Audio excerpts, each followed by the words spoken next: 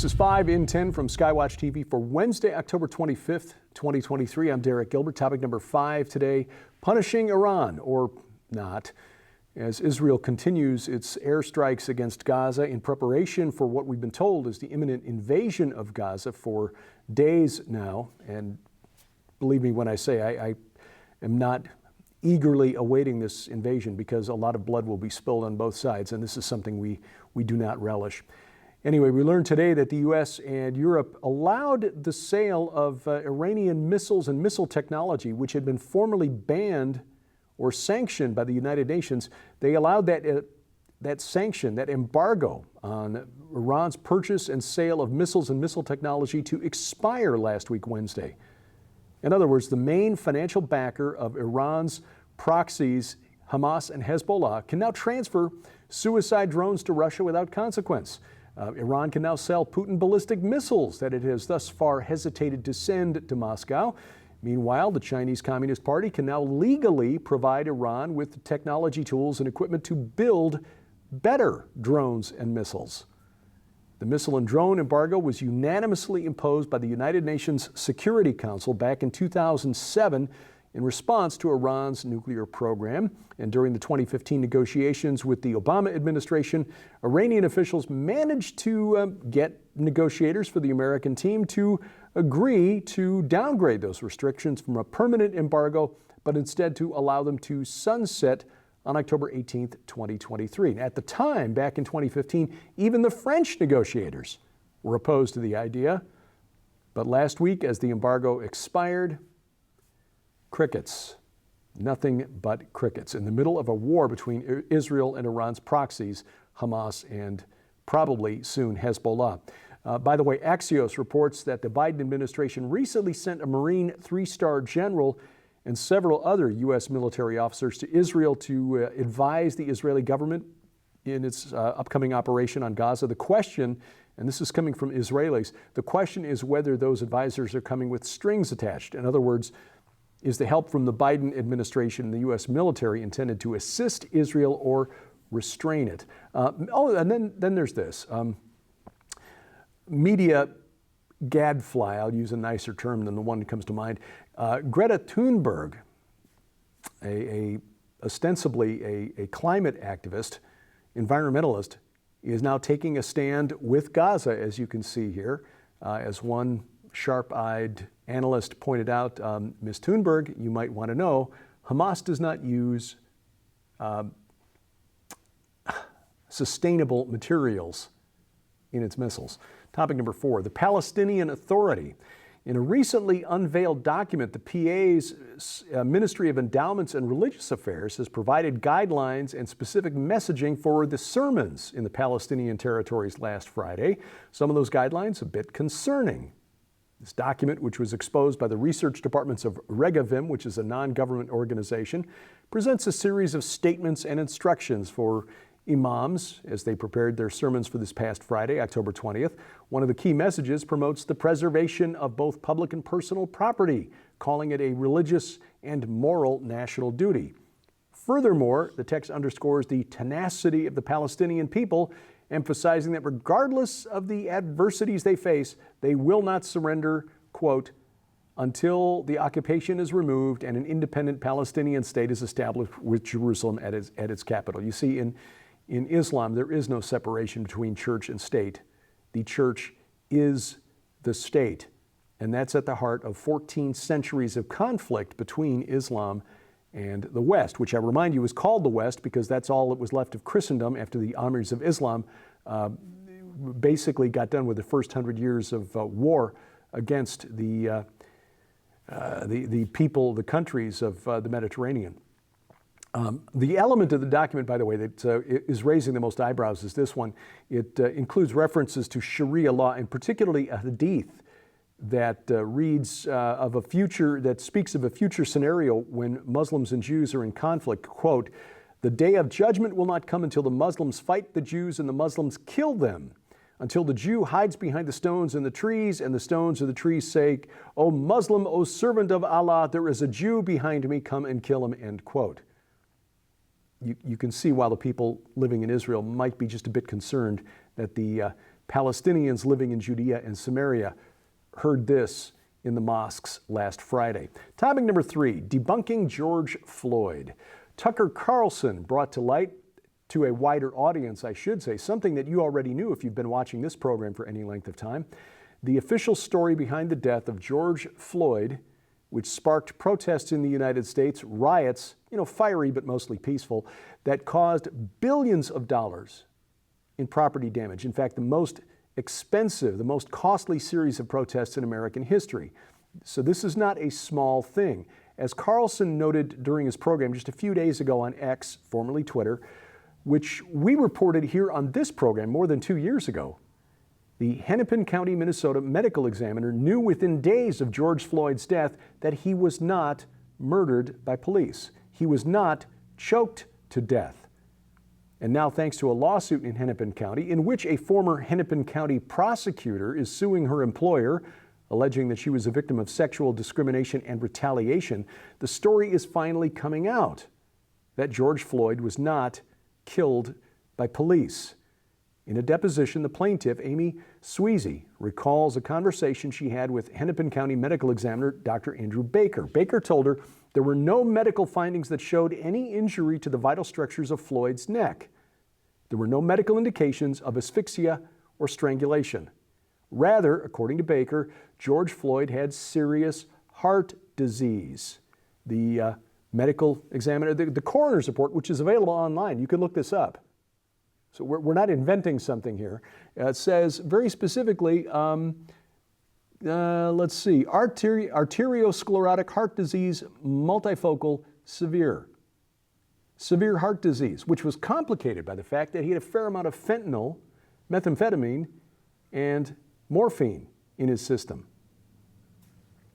The man was a walking heart attack waiting to happen.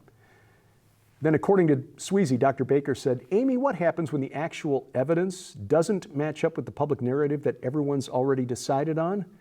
This is the kind of case that ends careers, end quote.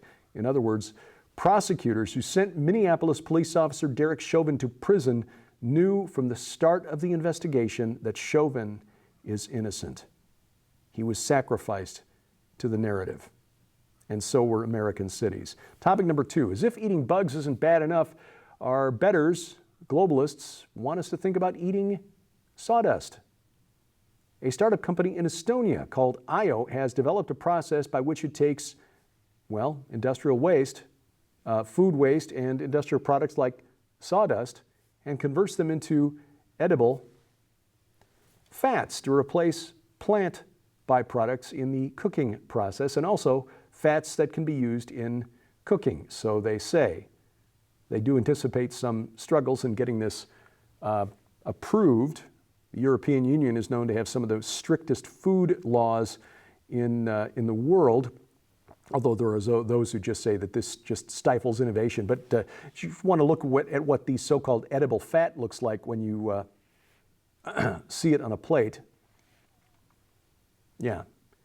Timber, agricultural byproducts like straw, even food waste into edible fats. No, thank you. Coming up, possibly the worst take by an American politician on the Israel-Hamas war. You won't be surprised to find out who said it. That's next on 5 and 10. Well, ladies and gentlemen, we want to make sure you know how you can get your copy of this incredible new book in the Before Genesis Master Collection. When you order the Before Genesis Master Collection from the SkywatchTVStore.com, you'll receive the brand new book, Before Genesis, The Unauthorized History of Tohu, Bohu, and the Chaos Dragon in the Land Before Time by Dr. Thomas Horn and Donna Howell. In this phenomenal new work, you'll learn about the debate raging between the Old Earth and the Young Earth creationist groups, what the Earth was like during the without form and void era of Genesis 1-2, how ancient archaeological sites like Göbekli Tepe and the Doorway of the Serpent point to an intelligent race of beings on Earth alive before the time of Adam and under Lucifer's fallen influence. And for the first time ever, the conclusion to the events of Genesis that merges all contributing voices from not only the young and old creationist groups, but the scientific community as well, into one balanced and agreeable climax. But that's not all. You'll also receive the amazing DVD, What Lies Beneath, The Lost Secrets of the Watchers Below Göbekli Tepe, featuring archaeologist and author Dr. Aaron Judkins and best-selling author Derek Gilbert as they reveal Göbekli Tepe's historical use as a place of watchers worship, the evidence of a cult that venerated human skulls and reptilian creators, and the links between the god of Göbekli Tepe and the Bible. Also included in this must-have master collection are the digital, downloadable e-book versions of the Earth's earliest ages, Unearthing the Lost World of the Cloud Eaters, and the Apocrypha, including the Book of Enoch. These 3 masterpiece works will be available for download immediately when you place your order for the Before Genesis Master Collection and are being included in this offer absolutely free. All of these items hold a retail value of over $85. Yours now for your donation of only $35 plus shipping and handling. So don't delay. You can scan the QR code on your screen using the camera app on your phone for instant access to this special opportunity.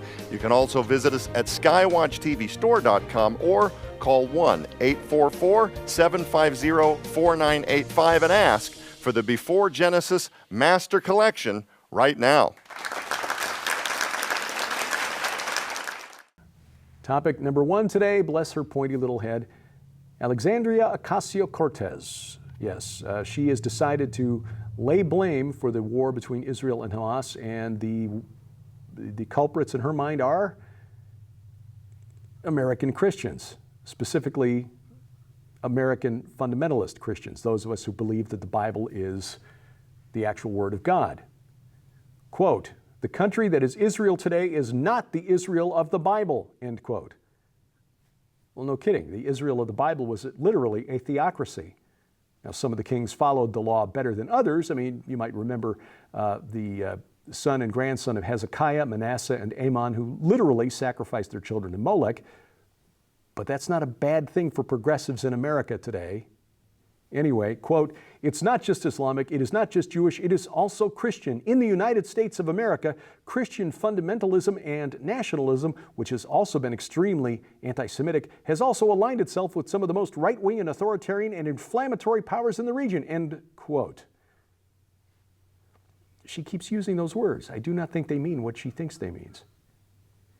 Israel, and our Orthodox Jewish friends in Israel know this to be true, Israel's best friends in the world are conservative American Christians.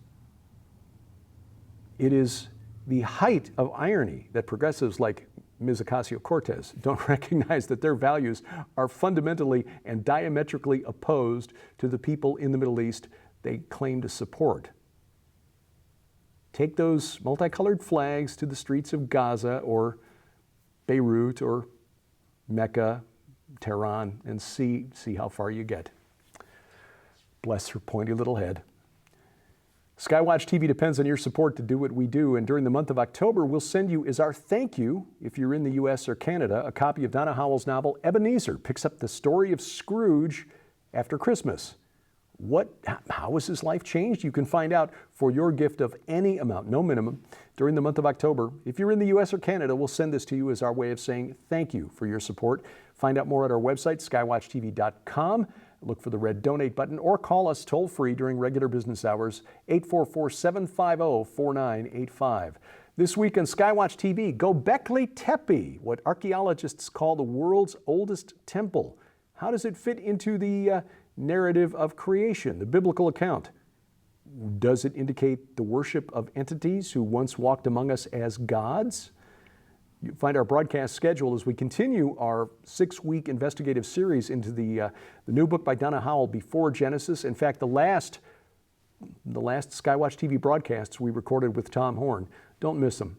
You'll find our broadcast schedule, skywatchtv.com/channels. The program right now available at our website. You can always watch all of our content at skywatchtv.com. It's also available on our Roku and Apple TV channels. If you have a set-top box, make sure you've got the Skywatch TV channel for it. We've got instructions on how to do that at our website, as well as, you can also watch it the YouTube channel for the main program at Skywatch TV now, rumble.com/skywatchtv, or our free mobile app, which brings all of our video content right into the palm of your hand, whether you're holding an iOS, Android, or Amazon Kindle Fire phone or tablet, and we have links to their app stores to make it easy to find the right version of the app for your device at skywatchtv.com. Look in the top menu bar at the website. Thank you for watching as we keep watch. I'm Derek Gilbert, and this is 5 in 10 from Skywatch TV.